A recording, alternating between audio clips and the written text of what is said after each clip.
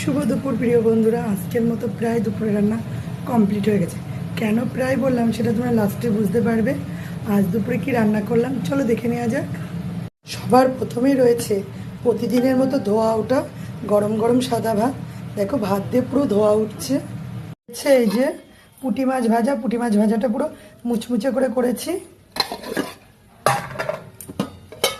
উচ্ছে কুমড়ো ভাজা করেছি সর্ষে শুকনো লঙ্কা ফোড়ন দিয়ে। এদিকে রয়েছে এই যে পুঁটি মাছের ঝোল, আলু পেঁয়াজকালি বেগুন দিয়ে করেছি। এতে কালো জিরে ফোড়ন দিয়েছি, কোনো মশলা দিইনি। আর এই যে বড়া ভাজা রয়েছে, এখনও ভাজা হয়নি।